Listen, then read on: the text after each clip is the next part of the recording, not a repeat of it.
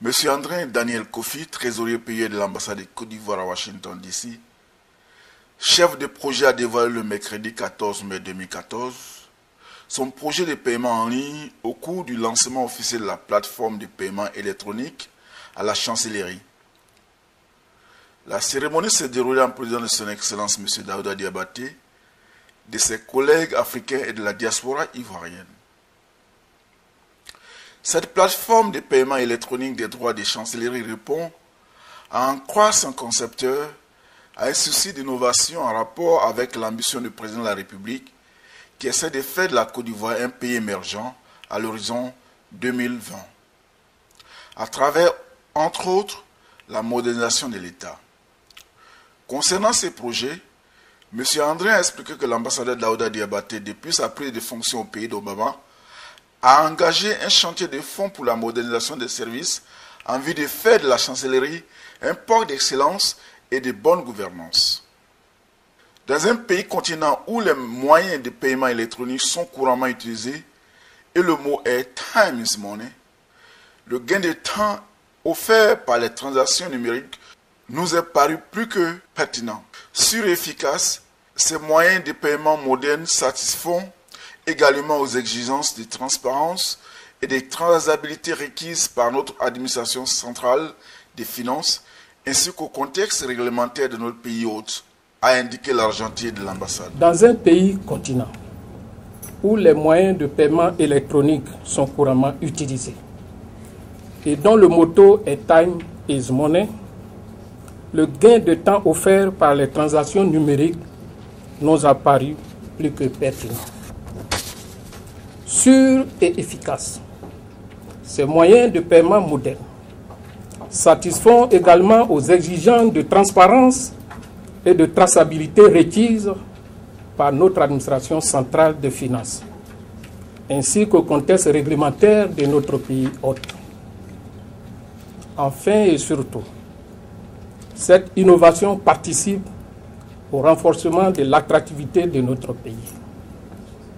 En effet, l'accessibilité et la fluidité des démarches administratives au sein de notre consulat sont le tout premier contact que les investisseurs potentiels ont avec la Côte d'Ivoire. Il est donc primordial que ce premier contact soit de qualité et réponde aux standards technologiques qui leur sont familiers. Quant à M. Rob Brahim, vice-président de Bank of America, partenaire du projet, il a félicité l'ambassadeur de Côte d'Ivoire d'avoir été la première chancellerie africaine aux États-Unis à innover avec cette plateforme de paiement électronique, toute chose qui va faciliter la tâche de la diaspora ivoirienne et à tous les potentiels demandeurs de visa de ce vaste continent de 50 États. Je félicite encore l'ambassade de la République de la Côte d'Ivoire ici à Washington pour son travail et pour son partenariat avec Bank of America. C'est une des premières initiatives ici à Washington et les autres, la communauté diplomatique maintenant a vu l'exemple de l'ambassade de la Côte d'Ivoire et c'est un très bon exemple à suivre et je vous remercie de tout et bonne chance. Pour sa part, M. Dosso Mebeti, concepteur de la plateforme de paiement, a tenu à préciser que les transactions électroniques sont effectuées sur le serveur de la banque et non accessibles par le personnel de l'ambassade. Pour conclure, le chef de mission a procédé à la coupure du ruban symbolique et a établi en sa qualité de premier Ivoirien aux États-Unis sa carte consulaire format carte de crédit sous un tonnerre d'applaudissements de l'assistance. C'est la manifestation tangible de la réussite du projet qui nous a réunis ce jour.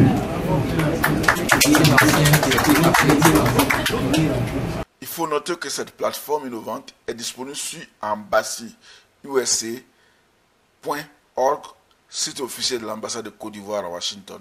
Avec ce lancement officiel, la Côte d'Ivoire est vraiment de retour dans la cour des grands. Et comment? Nous avons eu des partenaires techniques, notamment la Bank of America, de même que des informaticiens qui ont accompagné l'ambassade dans la mise en œuvre de ce projet. Alors donc je voudrais vraiment me féliciter de l'opportunité qui nous a été donnée de parvenir à la réalisation de ce projet qui nous tenait à cœur parce que ça fait partie de nos efforts de modernisation de notre administration. Mais ce que je voudrais dire par-dessus tout, outre le volet modernité, c'est aussi le souci de facilitation de la tâche à nos compatriotes. Vous savez, les États-Unis, c'est un État-continent. Le territoire est vaste et avec ces outils modernes de gestion des activités administratives, les plus grands bénéficiaires, ce sont nos compatriotes qui sont les principaux usagers de cet outil-là. Alors donc je voudrais saluer les concepteurs et tous ceux qui, de près ou de loin, ont eu à participer à la mise en œuvre et à la réalisation de ce projet.